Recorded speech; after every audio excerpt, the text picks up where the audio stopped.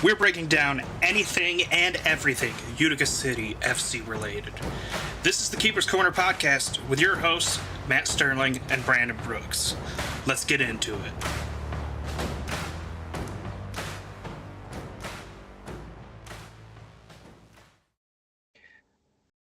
Hello, welcome to another edition of the Keeper Corner podcast.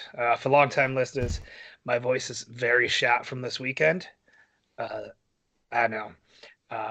I'm still Matt, but tonight I will be a waitress and take your order. It's going to come with a pack of cigarettes. They're all going to be smoked because I got to take care of me, but we're still going to do the best show we can. I'm going to do more of a moderator thing tonight to fill in. We brought in longtime fans. We recognize him.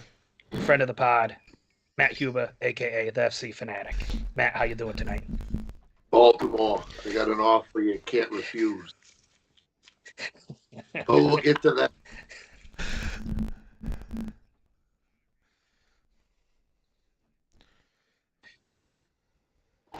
No, it's...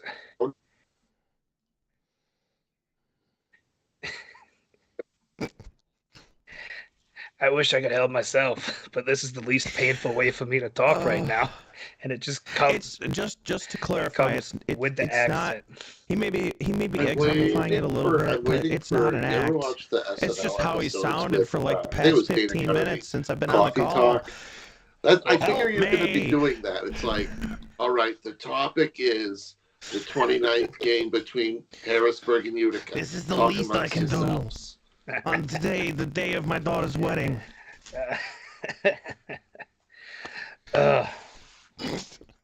We will be talking Harrisburg. We will be talking twice. We will be talking Baltimore. We will be talking All-Stars. I won't be doing as much talking as usual, which I did all my yelling at Miller in person. I don't need to do any more here. We all know my opinion of him. And it has been echoed by pretty much every player I have talked to. Before we get into it, I have an announcement. You guys, you know how our fantasy league kind of fell apart? And, it was snapped away. Well, in my fantasy football league, I won the toilet bowl. When I missed the playoffs, I stopped setting my lineup, and apparently I have not had a quarterback starting for the past 2 or 3 weeks. So I went from missing the playoffs by 1 game to the very bottom. And as my punishment, I have to record a video, which I figure this is the best way to do it. Everyone can watch it live. And in it, I need to say, John McCaw, I've known you for like 15 years, buddy. And over that time, we had some interesting experiences at Water Safari working together. I've seen you get married. You're now father to 3. And you are the best fantasy football manager I have ever met. Well deserved. Per the King's request, Ben, you know what you did. You were sitting in the catbird seat. You looked beautiful. You had a clear-cut run to the finals. And you let your hubris get to you. You flew too close to the sun, Icarus. Your wings melted, and you traded Derrick Henry for CMC. You threw away the crown, both literally and figuratively, because, the king went away. But I believe that is all I am required to say. I'll be back next year. Hopefully,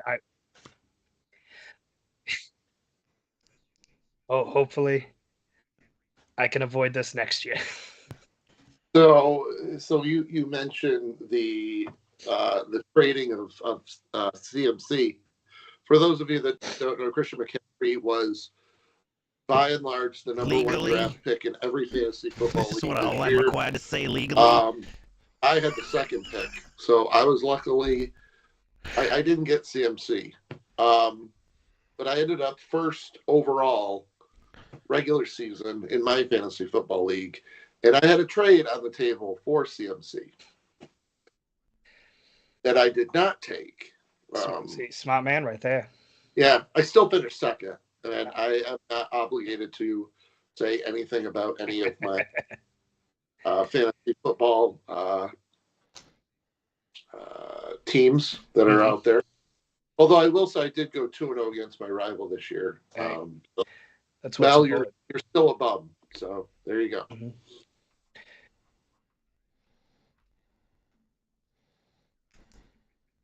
I just can't figure it out. I took first place in the baseball league I did. I was second place in basketball 2 years in a row, and I lost 2 games by less than 0.1 points, and that's why I missed the playoffs and ended up where I am. And hey, you know what? Yeah, I've been playing in my league for because I almost always lose. Almost 20 years, I want to say. I've never won, and I finished the highest I've ever finished this season. So I'm pretty happy. At least you won when you needed to, up until the end, and like your wins didn't cost you, I don't know, the number 1 draft pick or something. No, they didn't cost me anything. So, yeah. All right, but we shall turn our attention back to the MASL now, because although the NFL will have some impact on the scheduling this weekend, we'll get to that later. Matt, Brandon, let's talk Harrisburg game 1. It was a 7-6 game in Harrisburg a couple weeks back. What do you guys take away from that? Matt, you're our guest. We'll start with you. You know, I think all 3 of these games have one common thread. Number 7 in Utica. Number 9 right now, currently for the Brazil team in Kings League, Kelvin Oliveira.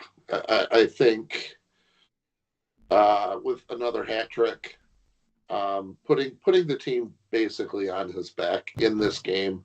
I'm going to probably repeat it again and again and again as the season progresses, but I mean, they needed him in that game, and it took him a little while to get accustomed to the turf in Harrisburg. And I mean, what a game by him.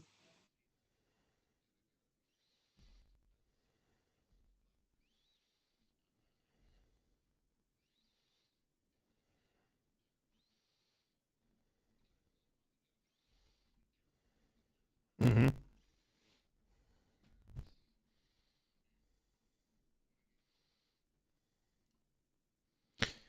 Yeah, I mean that's both a good and a bad thing. I mean, there's a pretty big theme across these 3 games, and he's the subject of it in 2 good ways and 1 bad way. And yeah, I mean, he absolutely. I mean, he wasn't the only one to get a hat trick though that night, because Joey Tavernisi on the other side also got a hat trick. So, you know, it was definitely this was just, I mean, it just felt like a very offensive game, you know, which is kind of plays to Uga's strengths. I mean, Uga is a very offensive team, and this was a team that I was wondering how we're going to do. We always struggle against Harrisburg, especially in Harrisburg. We typically end up having closer games, and in this case, you know, that came about. But I definitely, again, I think our defense is going to be killer, like a killer for our season, and it's shown a little bit in this game. It's shown in another game we'll talk about later, and I mean, ultimately, I came away with the 3 points. It was the Calvin show. That's the good. It really was. The bad was, I mean, it looked if he pretty wasn't rough scoring, he was making the opportunities happen. Almost as rough as my voice. We did get Dantas' first goal, and I think Utica Blue. We can take this game and pair it with the last game Utica played. And we've noticed that Utica could have a lead, and then they give up 1 goal, or like they score a goal, and then like 5 seconds later the other team scores a goal. Or in the case of Harrisburg, we're up 3-0, 2-0, and then Joey Tavernisi goes down and scores 2 goals in a minute. We need to continue to keep the foot on the pedal. We did that in the middle game, that little sandwich game. Mm-hmm. But the 7-6 game and then the Baltimore game, we didn't do that because we let teams back in, and that was the case last season as well. Yeah, the defense or lack thereof will be a theme until it is fixed. Yep. And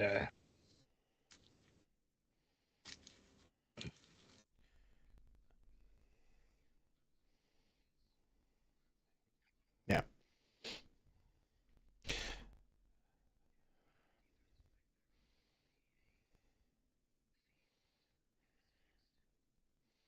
I mean, don't get me wrong. We have the pieces for a defense. I mean, we've got Juan, who has been doing pretty well for us on the back line, and apparently the front line in the case of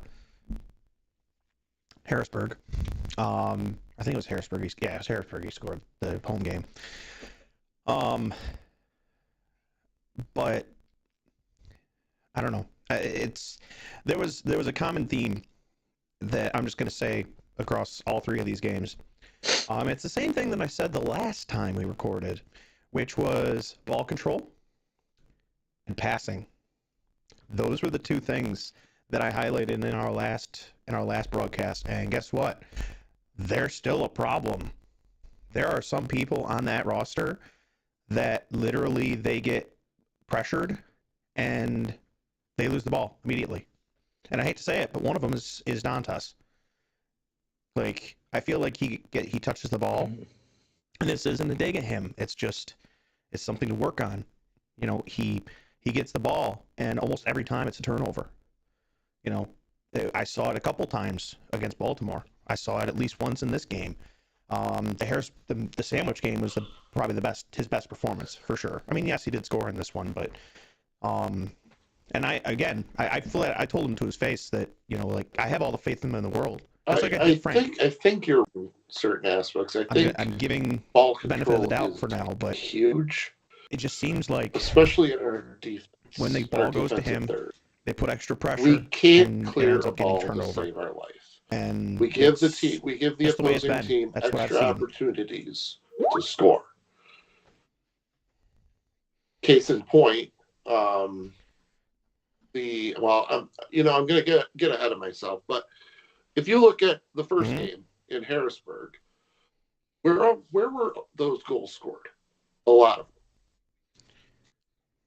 In the box. In the box. Missing assignment.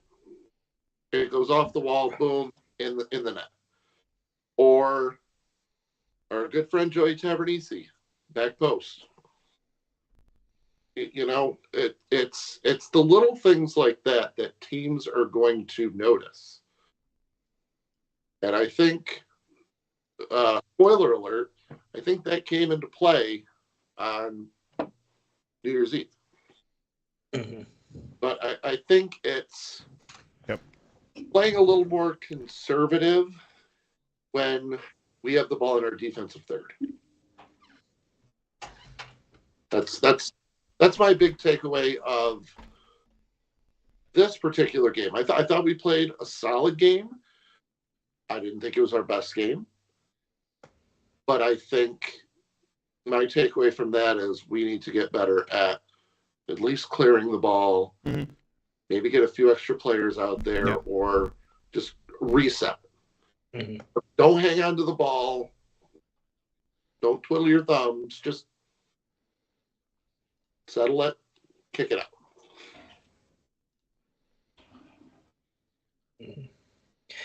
All right, well, that'll bring us to the second Harrisburg game. This was the home opener for us, 12-5 win. Another one where Kelvin just took over, but I think you could say a lot of the problems from Harrisburg continued through the first half. Yeah.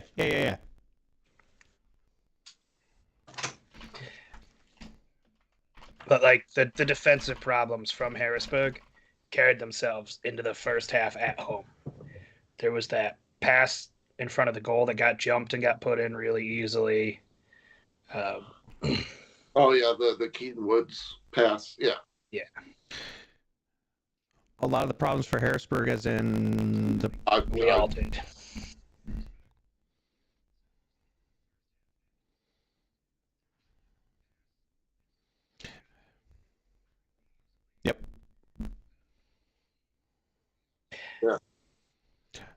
Yeah, we're gonna go back to that one. youth soccer with this. He wanted Just go with that a one classic back statement, which real is you got to bad. pass with a purpose. I know, but him Yeah, especially. I think you I saw think his. you're right. I mean, It did we carry had a over, and floor luckily level for view of Utica, his face, and Harrisburg he had was a just game like, a couple it was nights just, before oh no, where they what have I done? exerted a lot of energy.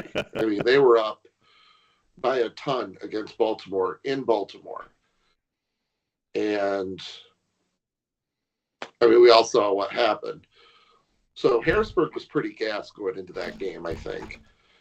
And once again, I mean, we saw Utica doing the same things, same mistakes. Now the set piece goal by Don Francis was amazing. I mean, that hats off to him. That was a great goal. All the other ones I think could have been avoided. But still, it's ball control in the defensive third.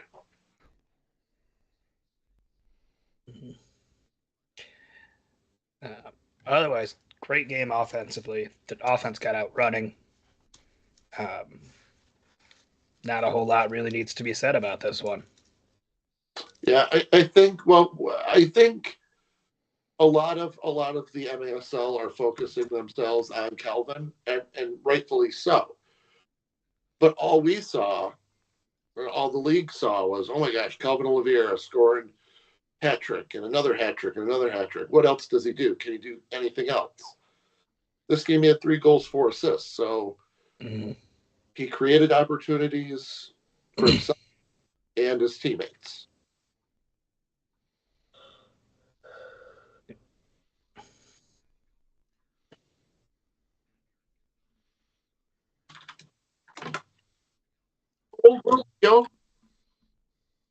Right.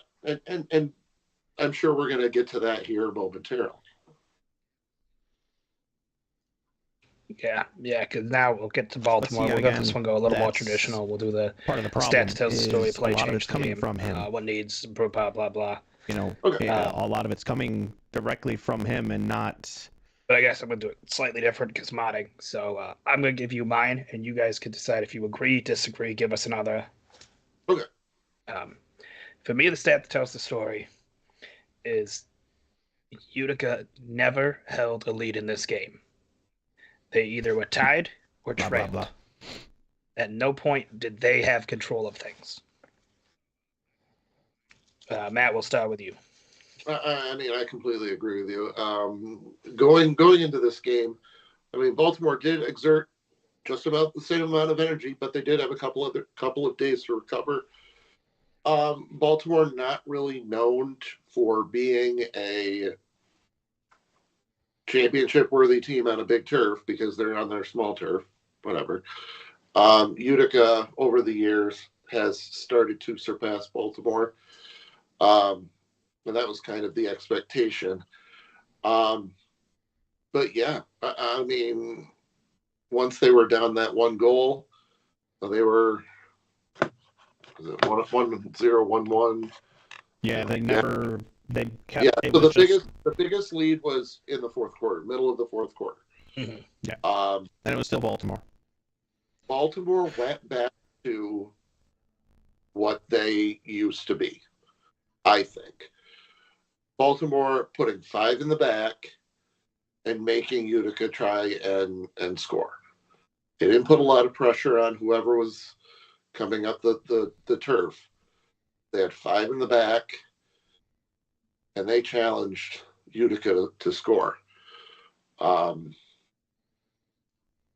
Yeah, but no, you're absolutely right. Yeah, I think looking at the stats, I mean, shots on goals were about the same. Wasn't really anything eye-popping. But yeah, we never held a lead.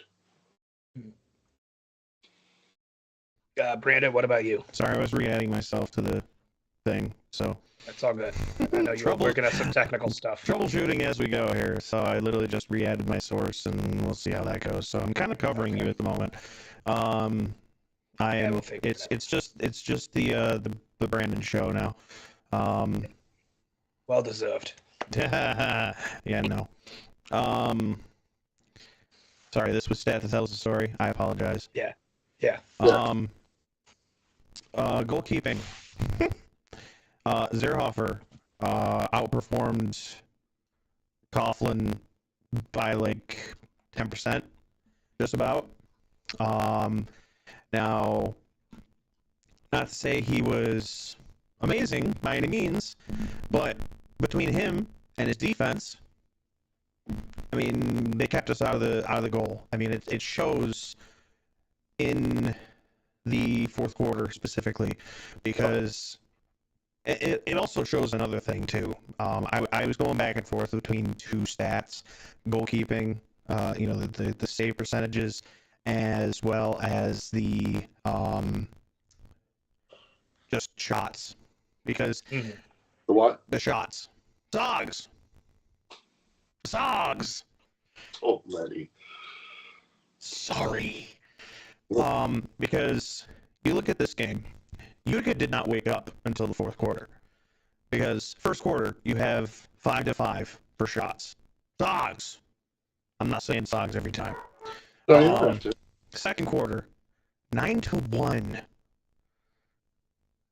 Which, I know these aren't always 100% accurate, but that's still a ridiculous difference. Like, we just didn't shoot in the second quarter, like, at all. Yeah. Third quarter, 2-6. Our defense woke up a little bit. Our offense woke up a little bit. And then in the fourth quarter, Baltimore 6, Utica 12. It's like, oh, hey, we finally woke up and we finally decided to start shooting. The problem is by this point, Zierhofer's nice and warm. He's been playing a whole game.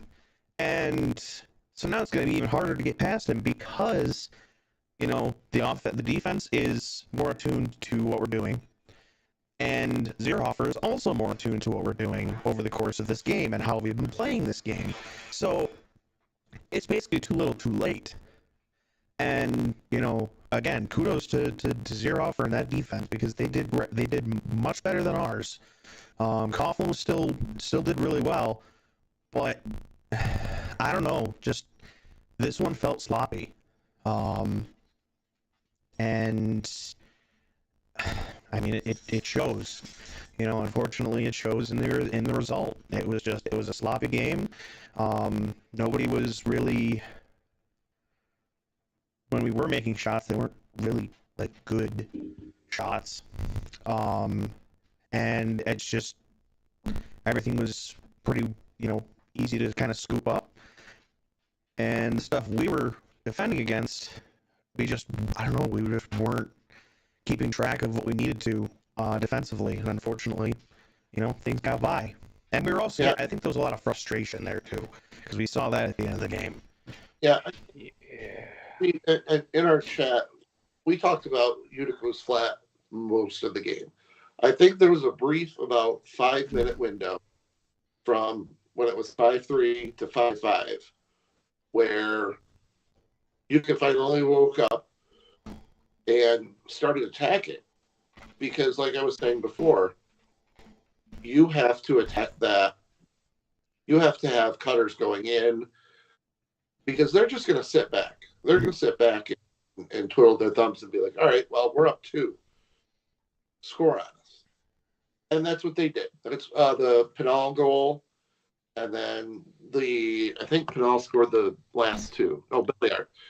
Belliard from Ronnie, and then Pinal from Andrade. They attacked the net. Yep. And that's how they got those 2 goals. So from 5-3 till 5-5, they played great. Mm-hmm. Offensively, they looked decent. And when Baltimore scored that goal, we had a few shots on net. Zierhofer saved them. So, if this game had gone the opposite direction, I had my play that changed the game all lined up. And that was the fact that we held that penalty going from the second to third.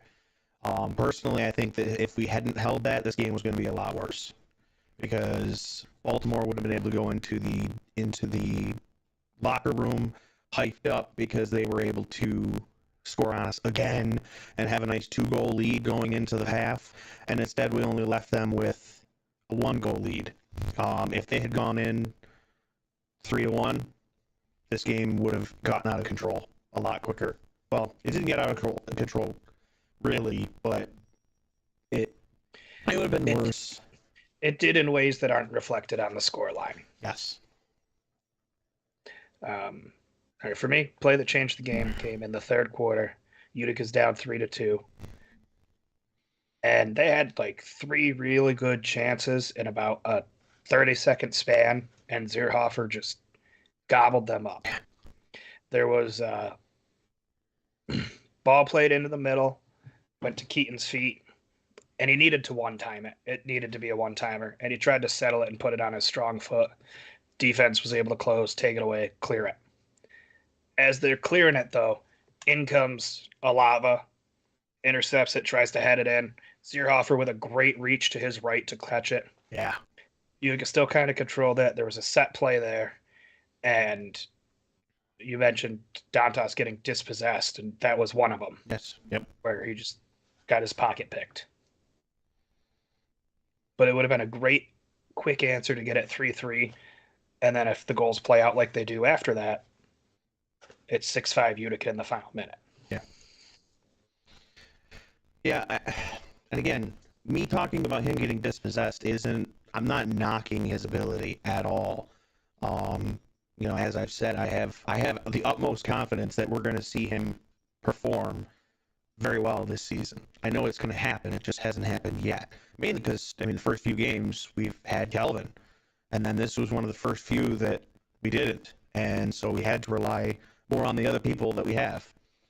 More on those other target forwards, Dantas, Pinal, those people. So it's like, I know we'll get there, but do we get there during this series with Baltimore? And that's what I don't know. Mm-hmm. We got to do something. We have to. The changes have to be made going into this weekend and next weekend. Yes. Matt, anything else that caught your attention for things that changed this game? Yeah. So my play that changed the game, we're going to go to the fourth quarter, where Baltimore split it slightly open. No thanks in part to the wonderful refereeing of one Brian Miller. Brian Miller gave Milton DeAndrade his 4th foul in the half. Didn't really look like a foul to me. Looks like he was possessing the ball, getting the ball. The Baltimore player fell. They called it a foul on Utica. And Milton's in the box for 2 minutes. They score on the power play. And then they score a few minutes later, making it 5-3. So I'm going to say the Milton foul, the Milton blue card is my play that changed the game. Okay. We've kind of touched about it a lot already, but should we reemphasize what needs improvement moving forward? I was going to say, you want me to take that one? Either or, guys. Yeah, go ahead. So, yeah, re-emphasizing what we've already talked about. Ball control is big. Some of them have it, some of them don't right now. I've highlighted Dantas. It might not be so much his ball control, but it just seems like when it goes to him, it gets dribbled around a little bit, and then it just gets too far away from him, and that's it. So if he tightens that up, he's solid.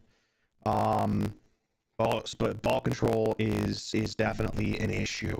And it's I highlight him, but it's more than that.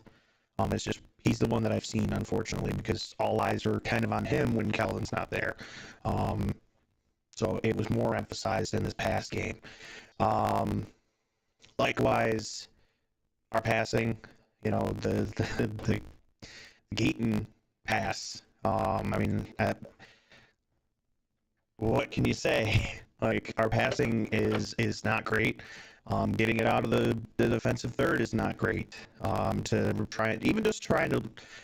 relieve pressure. I feel like whenever we're trying to get out of the defensive third, we feel like we have to capitalize on it. We have to have the counterattack already set up and not just get it out for just a line change, just at least in certain situations. Obviously, we want to go for the counterattack, but we also sometimes just need to get fresh legs to be able to get the steal and the counter. So, just recognizing which one's which and just booting it sometimes is what we just need to do. Which, of course, just booting it is going to become a problem this weekend, but because tiny baby field. Yeah, clearing it is one of those things. And I was just looking at the score sheet from the last game. The first goal Baltimore scored. I remember it now. It was, I believe, Santana had the ball in the corner, the defensive corner, and it was someone tried clearing it. Baltimore got it, passed it back. We slid. Omar Silla kind of did like a dummy thing, rolled it to one side, shot, goal. So getting it out as fast as possible, or clearing it as fast as possible. I understand you want to set up a play or do something like that, but in that instance, just clear it. Yeah. Sometimes you just gotta. I think we have given up the most goals in our defensive in the box in the entire league. Yeah, and like half of them are on Wallace scorers because we just get caught ball watching and there's someone crashing into the box. Yeah. Yep. It's not like we're getting beat off the dribble in the box. They're just angle, 4 guys around the box, attacker right in the middle of it. And that's kind of what happened in the game winner. Mm-hmm. Other than the hold and the elbow and the shove and all kinds of extracurriculars that could have been carded if anyone that had a standard higher than, it's fine in the MMA, it's fine for me, was the referee. Although he had a really good reaction. It was a quick reaction to put his arms right around Andrew and give him the biggest hug he could. Yeah. All right. Positive takeaway. I'm going to say Junior Pinal. Looks like they found a gem in this guy. He's young. And for the type of player he is, what better guy in the league to learn from than Vinny Dantas? Yeah, he absolutely has been, we saw a little bit in one of the Harrisburg games. We saw, a little glimpse. And then all of a sudden he became the guy basically in the Baltimore game. I mean, he really showed his stuff and produced. I mean, he came in, pulled off, he's like, yeah, somebody's got to get a hat trick on this team. Guess it's going to be me this game. Like, he stepped up. He stepped up to the plate, said, I'm going to show you guys what I can do. And he just went with it. I mean, he was all over that field. He was getting some great shots, getting some great goals. Like, he really showed his stuff to the team and the fans. And he's got a lot of promise. Yeah, I'm going to go along the same lines here. I think a lot of our young players are showing their growth. And one in particular is Emmanuel Belliard. Belliard played great game against Harrisburg, put up a goal in the game against Baltimore. I think he's really showing what he can do in all facets of the game. I mean, we're seeing Ronaldinho. Good to see Nilton get on the scoreboard. Mm-hmm. Finally. I think it's all the pieces are there. And I feel like I've said that before, but I know all the pieces are there now. I mean, we haven't even talked about Gordy. Gordy wasn't in that game either. Mm-hmm. So would the outcome have been different? Maybe. Will he play in Baltimore this week? Maybe. Will it affect that outcome? Maybe. But there's a lot of talent on this team, both veteran and rookie, and we haven't seen all of it yet. Right. So I think it's just a blip on the radar. I think Utica fans should kind of hold off on pushing the panic button. Of course. For 5 games in. Mm-hmm. Yeah, it's not panic yet, but it certainly is a reminder that there is still plenty of room for growth. Absolutely. I agree. All right, that wraps up the games that have happened. Let's talk about that snowplow. The snowplow going by, yeah, there's that. But also, just by the way, travel advisory issued for Oneida County, so we'll have fun with that. Yeah, I had to drive home in it. It was great. Lovely. Hated it. All-Star game selections have been announced. 24 from the league, although originally it was supposed to be 22, so not sure where that came from. We don't ask those kind of questions. No. Looks like rather than split it up by position, it was split into offense, defense, and goalkeepers.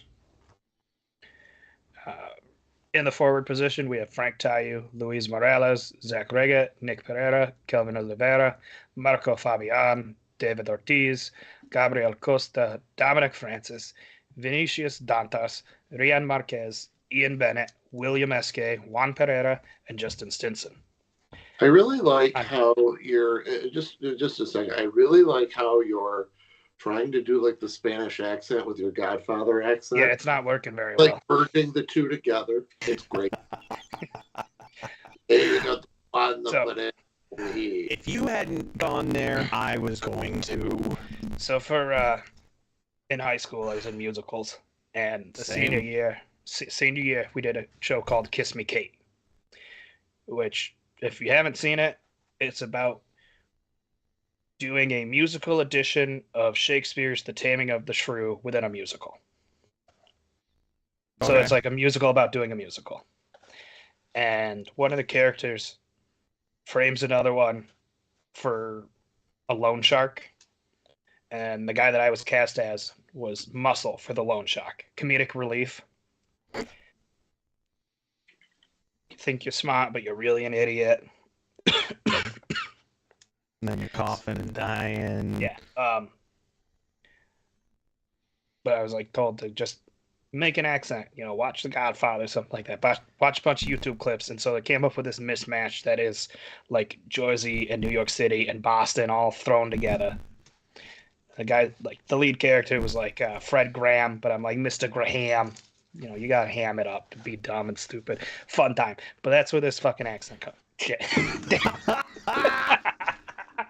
Ow. I went a little too far into character there. Getting a call from a text from Tommy Tanner. He would like you to call the game in a couple of weeks.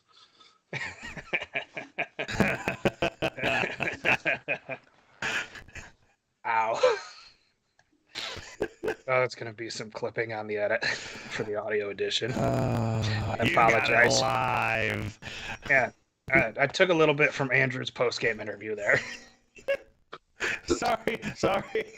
Pardon my language. But those are the forwards. Defense, you got Chad Vandergrift, Roberto Escalante, Cesar Cerda, Christian Quintana, Stefan Mijatovic, and Mario Alvarez. And then in goal, you got Nicolo Neto, Andrew Coughlin, and Chris Toth. Which are all solid choices. I mean, that's...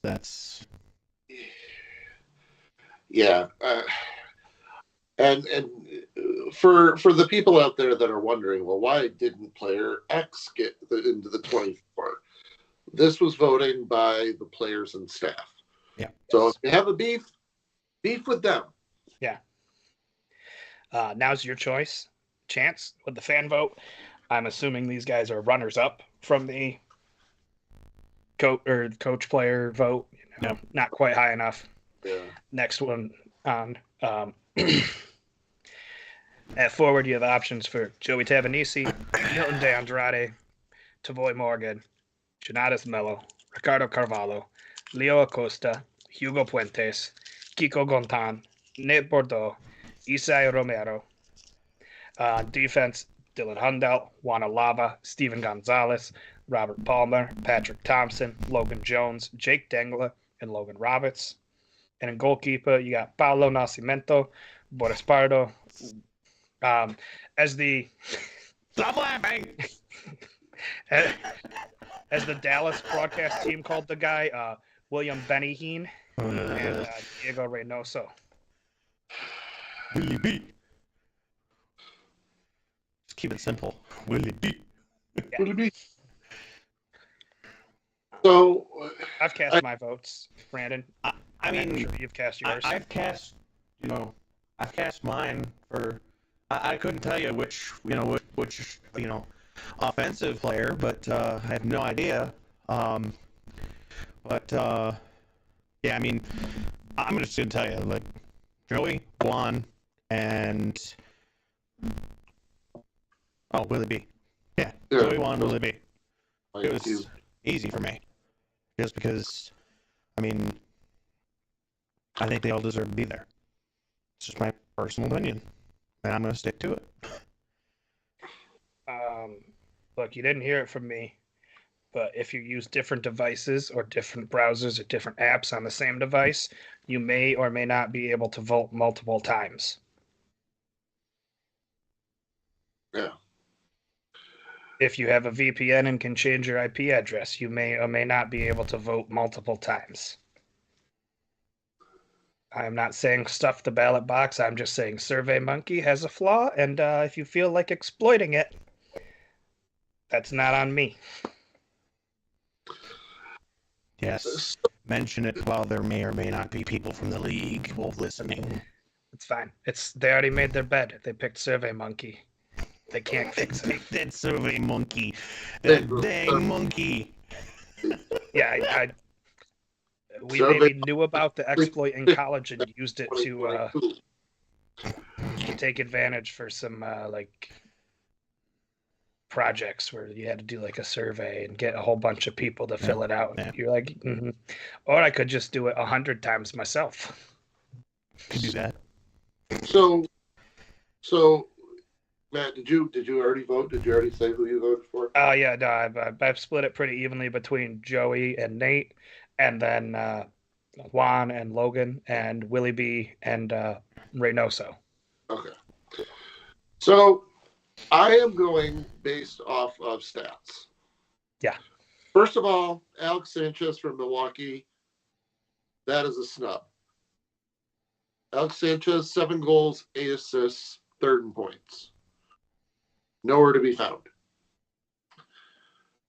If I'm going based off of stats alone, and I'm not saying this because I like the guy, I want him to be in the All-Star game, he's a fan favorite in Utica, I'm going based off of stats. That's fair. I'm taking Joey Tavernese, 7 goals, 2 assists in 5 games. He's pushing what? I'm not going to mention your age, Joey, don't worry. But you look at, and I'm going to, Ricardo Carvalho. Hannah's going to be very upset that I picked Joey over Ricardo. Well, Ricardo has, 5? Well, I'm still scrolling down. 5 goals, 1 assist. And I think that's in 4 games because he wasn't there for a beach soccer game. And he has 2 game-winning goals. So I can see both of them kind of being neck and neck. So I'm sorry, Ricardo. I had to pick one person. I picked Joey. But Hannah still has a vote. She can always vote on her phone. For defense, I took Robert Palmer. I mean, he is the defender of the year. Needs to be there, obviously. Yeah, no, that's fair. If I wasn't set in my ways, Robert Palmer was getting my vote as well. But I mean, I like Juan too much to not give him the vote. And like I said, I love Juan, love Dylan. Wish he would come back to Utica. But I think it's fitting for the reigning defender of the year to be in the All-Star game. I agree with that. That's fair. In goal, I'm with you guys. It's a clean sweep. Willie B is just. I do like Reynoso. I do like Nascimento. In my personal opinion, I think Nicolau Neto should be one of the ones that's being voted in. I agree with that statement right there. I don't think. I mean, Ejimadu has outperformed Neto so far this year. Yeah. So I'm not sure what players and staff were looking at that point, but probably past history, probably just track record, last year. Yeah, I mean, he's been, consistently he's been consistently a talking point when you're talking about goalkeepers. He's always been in the conversation. Yeah, and you could say that with Paulo Nascimento. You could say that about, Diego Reynoso. His teams won back-to-back MASL championships. And he has to be voted in. Of course, the commissioner has 2 votes. Mm-hmm. And I'm saying this now. Craig Charles will be one of them. I'm betting the farm on it. I think Craig Charles will be one of them. I can see Yeah, that. he's one of those legacy players you put in there, kind of like Dantas. Yep. I know Dantas is coming off a fantastic year. Yeah. And it would be great if the commissioner would use the other one on Alex Sanchez from Milwaukee. Mm-hmm. Yeah. Assuming Joey doesn't get voted in. Otherwise, I'm pushing for him all the way. Oh, 100%. Yeah, no question. Get your votes in. They end, I think, the 7th. Yes, that's what I saw. And then after that, we'll get the commissioners' picks and have our full rosters and hopefully find out how this is going to be decided teams-wise. February 12th is coming fast. Yeah, I think it'd be great if the league were to do something similar. And I've mentioned this before on I think I've mentioned this last year or a few weeks ago when I did a show. Have captains and have a live draft. I think that'd be entertaining. 2 top vote getters or top two vote getters. Mm-hmm. Put them against each other. Like they did the last one, they had Nick Pereira and Leo Gibson for the cap. Of course, it was East versus West. Right. The teams were pretty much set. But having Frank Tayu versus Nick Pereira or something like that. And then you can pick whoever you want. Frank Tayu versus Ian Bennett, the Battle of the 400s.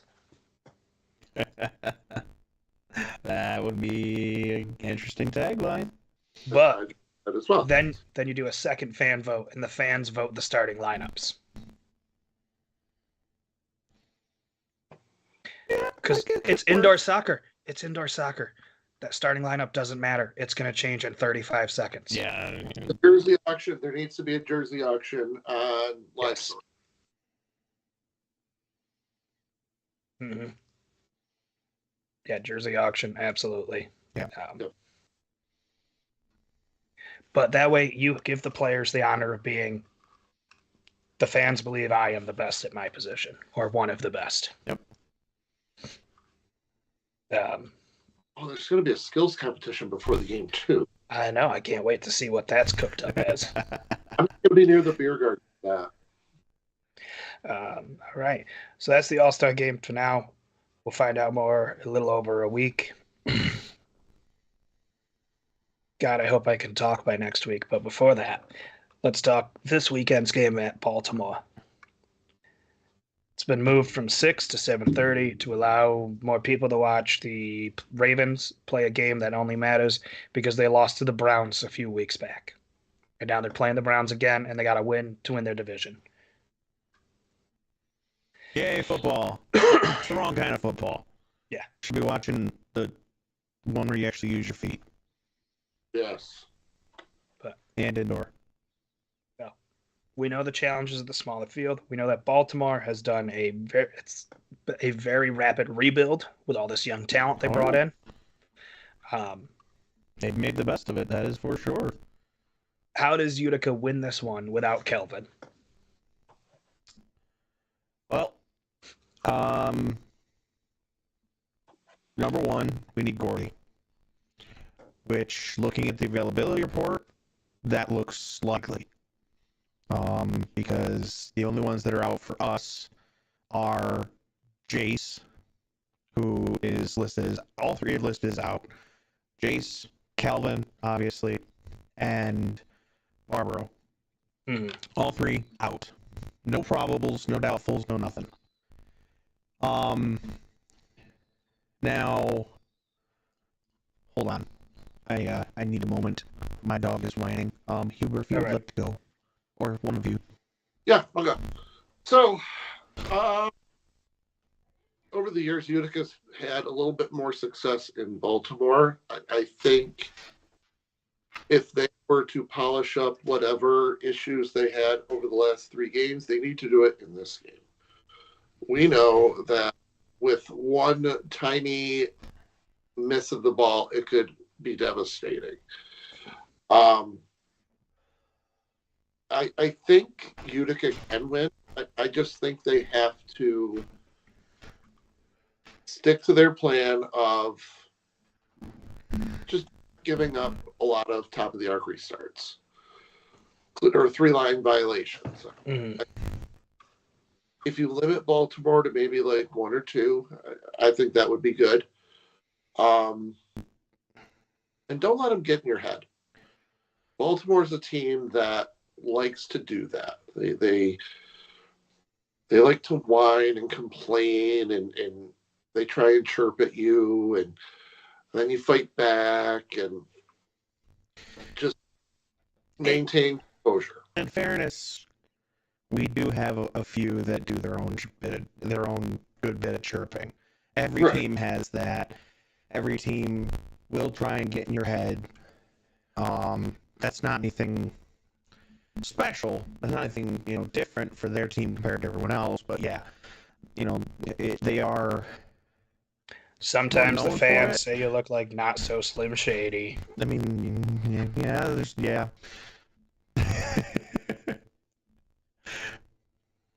That's a nickname I used for myself for years. But I think them staying in the game on Tuesday shows a little bit of resiliency. They didn't give up or say, oh, well, we're down 2, so we might as well just finish out the game and whatever. They did come back. They scored 2 goals, and there was that one mental lapse that could cost them, and it did. So I think if you have to eat, just keep your foot on the pedal. Keep shooting. And I don't know if you guys touched on this or not because I didn't have my headphones on, but Baltimore will also have some more pieces for this game because they should have Diegues this game. They did not have that in Utica. The only person that's out is Elton de Oliveira, whereas you still have Mello is probable. Bruno Henrique is probable. Juan Pereira is probable. Chad Borch is probable. And Nico Williams is also probable. So, I mean, the fact that they are going to have, Diegues back, we saw what Diegues could do last year.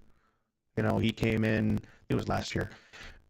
We basically saw him in one game, and he basically single-handedly destroyed us in that game in Baltimore. So, he's definitely going to be someone that we're going to need to have, a Juan marking all the time. So, that's going to be a problem. If all these other players are back in if Melo's back in, we haven't really seen much of him. These extra players coming back, maybe they're 100% when they come back out. Maybe they're not. They could come out and do really good for the team, or they could end up being a detriment. That's the gamble whenever somebody comes back. And I don't know. I think if we don't keep our heads in the game this time, it's not going to be just a one-goal game.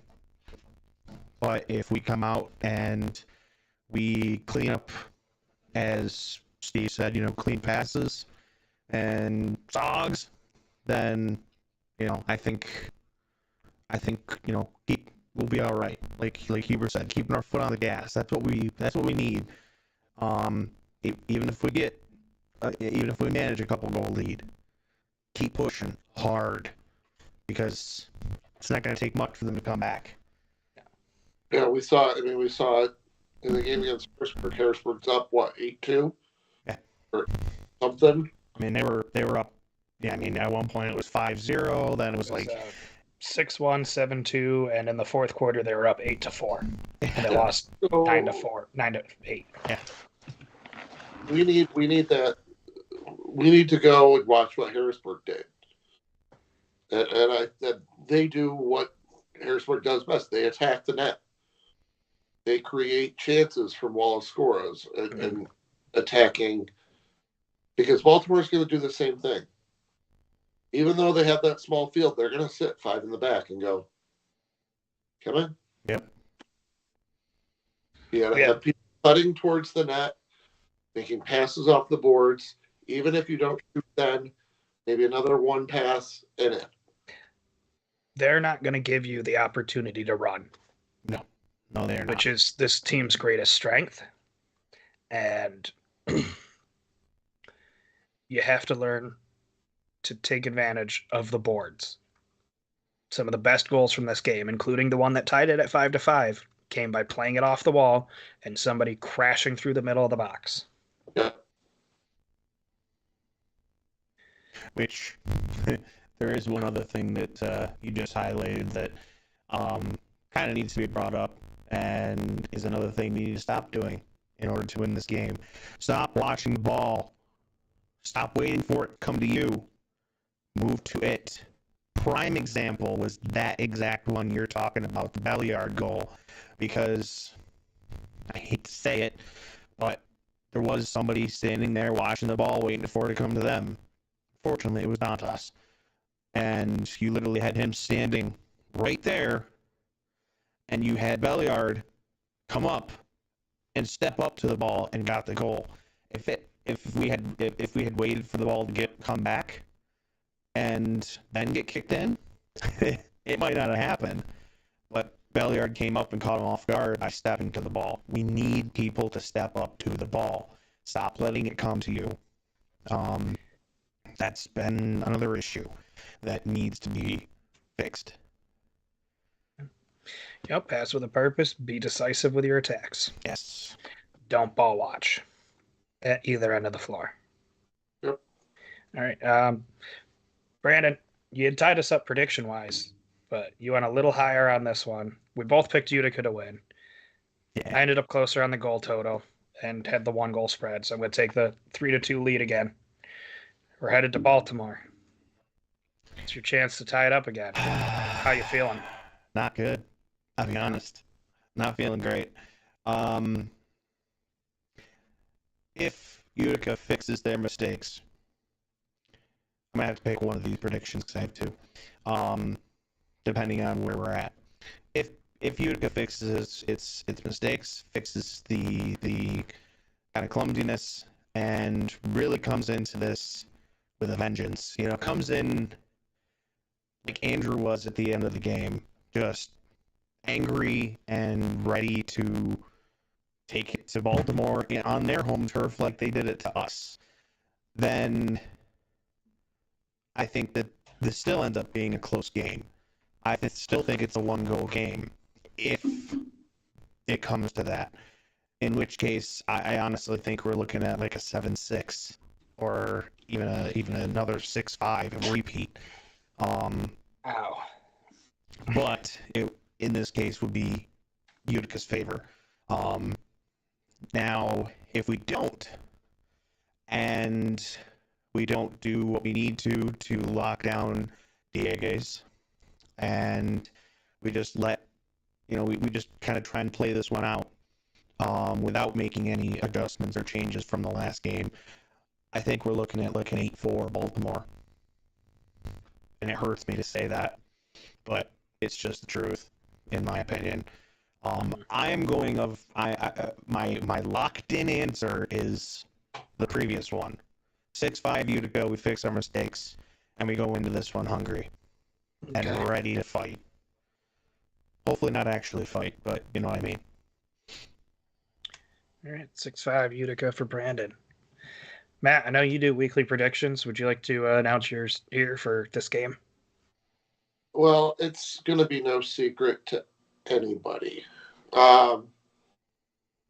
I think Utica avenges this loss. I think it left a sour taste in their mouth. I think they're going to come out gangbusters the first 5 minutes. I think they're going to go up about I'd say 2-0. I'm going to take Utica 8-6. Okay. I'm going to be a detractor.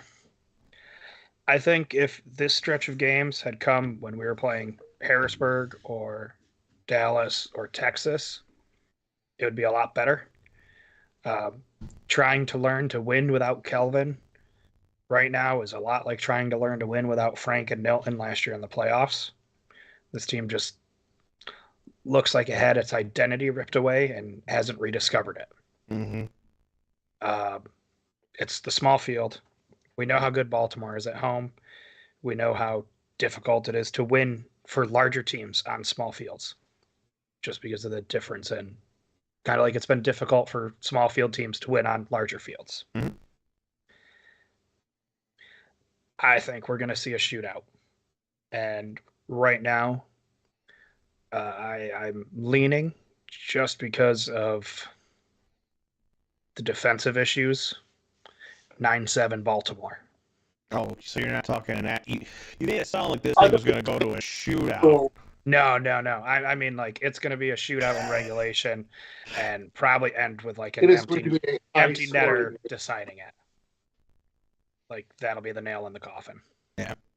I would love to see Utica get out of there with 3 points. I don't know if I can see it if the same team that played on Tuesday shows up on Saturday. Yeah. So in that case, would you be happy with this game going into overtime? Yes, if you can steal a point, that's a win. Yeah, that's what I was going to ask. I'm like, would you? I would personally be happy with 1 point. Considering the league still owes Utica a win after the San Diego screw job.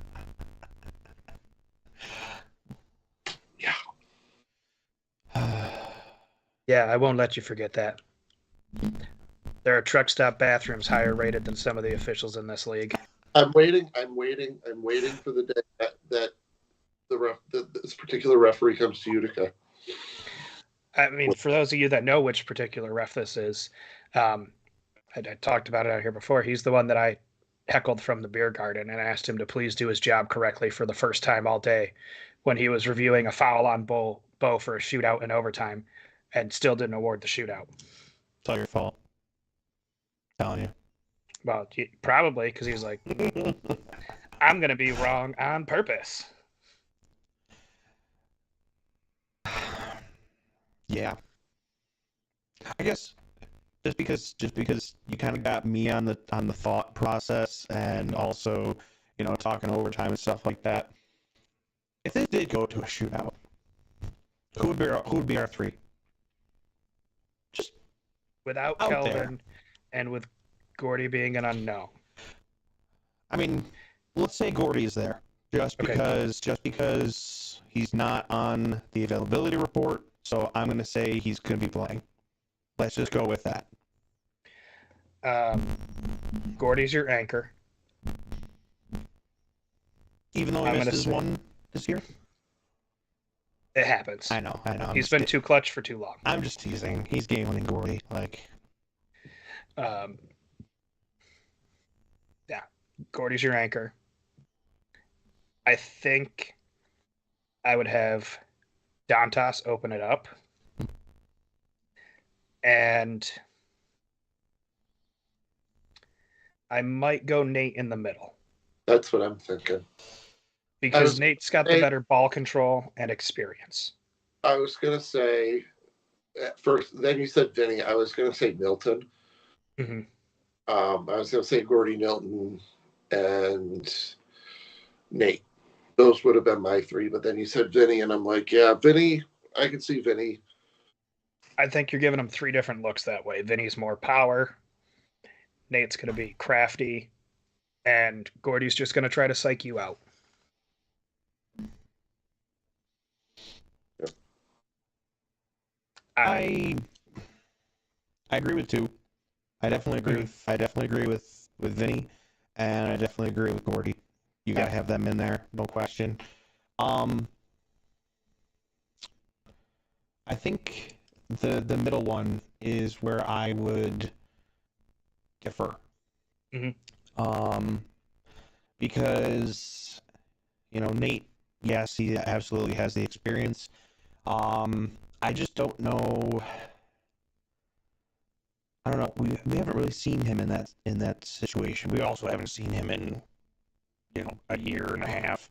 Yeah. Really. I would love to see. I have two, and I'm just gonna go with one.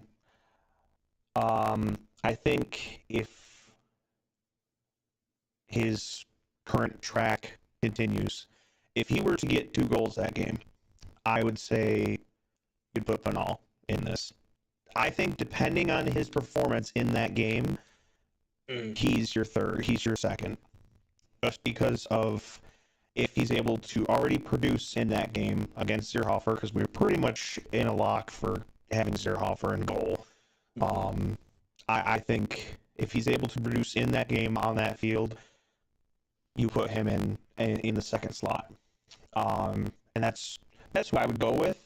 But if you didn't go with him,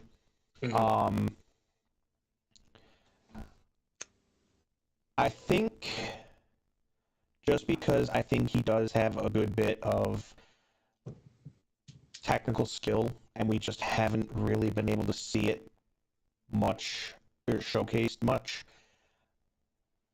I put a wild card in there. And I'd put Rashad Ahmadi in there. Okay. Because I've seen just a little bit that we have seen of him. I think he's got some really good footwork. I think he's got some really good ball control, and I think he could really fake somebody out. And he's also more of an unknown, whereas like the two that I picked, if you notice, are more unknowns in this league. Whereas granted, it's been a while, but I mean, they've been here for a while. I think that these two being unknowns and being, more of a wild card, I think I would put one of those two in. Just throw it out, throw them off. That's a fair consideration. I try to shake things up a little bit. Well, we got our predictions out. We talked about what they need to do. Mentioned that the game's at 7:30, YouTube, Saturday night. Oh, this is easy to find. Should mention, as always, you can find us on social media, Facebook, Threads, Instagram, X, Twitter. We got the TeePublic store. I might be working on something to add to that. I'll send it around in the group chat. Maybe we're working on a little something to just sweeten the pot for you. Yeah, and gonna cleanse that palate. I was gonna send you that. But get warm during these cold winter months. it is what it is. I'm hoping, but well, the rate my voice is coming back, I'll be good to go for next week. Yeah, you don't have anybody to yell at this weekend, so don't yell at your TV. I was doing okay on Tuesday, but like it was getting scratchy yelling orders in the kitchen. And then I came out and I had, like I said, 2 good heckles, and that was it. It was gone. Also, I think I'm not allowed to not go to home games anymore because, I feel like... Why? We lost when you weren't there. Yeah, I know. That's what I mean. That's why I'm not allowed to not go to home games. Yeah, you got to be there. Every single one. time. If you didn't go to the New Year's Eve one, it's all your fault. Just like me. It's all your fault. We're in the same boat. Yep. Be at every home game and be loud. It was either that or me not running on the field at halftime. A little bit of everything. So it was a little bit of this, a little bit of that. I might get concussed again. Yeah, I mean, Matt didn't get concussed. We had a whole lot of wild cards that didn't happen. Yeah, that's right. Every game he's got to get beamed in the face. Every single game. We'll get you one of those, broken nose face masks. I think I still have the Tacoma Stars logo, like somewhere in this general. Hubert, do you realize what this means? To be a Gotten? No. I'm the new Scott Sterling. He's trying to usurp the throne. He is the man, the myth, the legend, Scott Sterling. No relation. No relation. No, Julian will always be Scott Sterling. And I'm going to make sure that I am at a Baltimore game, and I'm going to yell at him when he's playing. Okay. But Matt, thanks for joining us. Anytime. Always a pleasure. It is. That's going to do it for us this week. Thank you for listening. We got it down to a much tighter hour 15 than the past couple that we've done, and we covered more this time. So, hey, we're getting back in shape. We're getting this conditioned. We're going to be a smooth engine moving forward, as long as we can keep me from ranting too much about, whatever idiotic thing happens that week. And if I don't talk about Sogs a lot. Yeah. Yeah. Also, Utica, fix your broadcast. There's a lot of audio clipping, and it's still in 720p, which is not acceptable. It's not 2004. Oh, I'm sorry. I know you're signing off. One other thing. Yeah.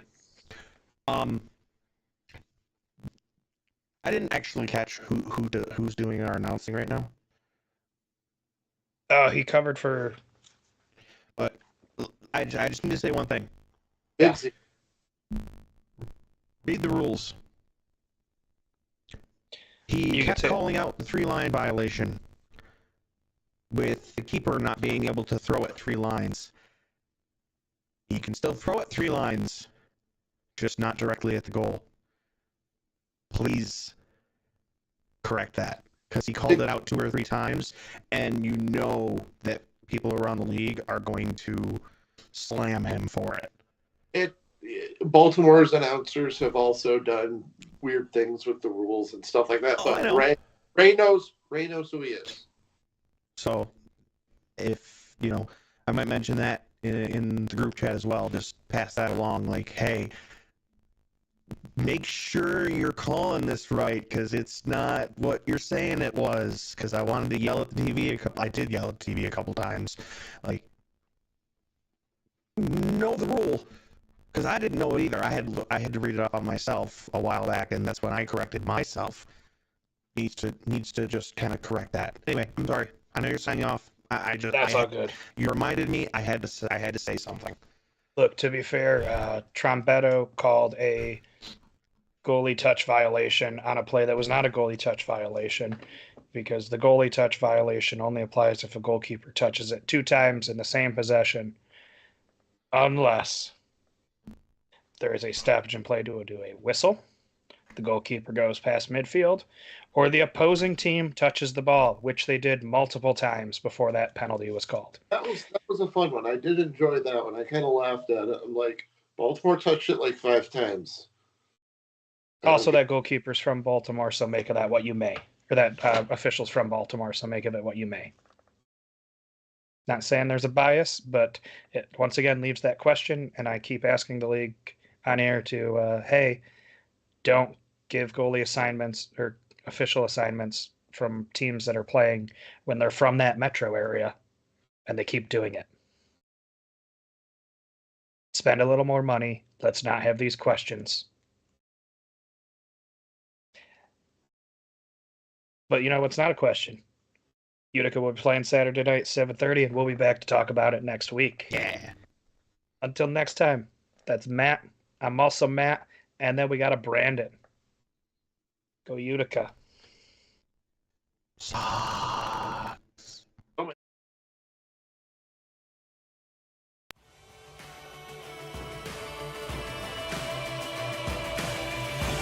Thank you for listening to the Keeper's Corner podcast on whatever podcast app you use.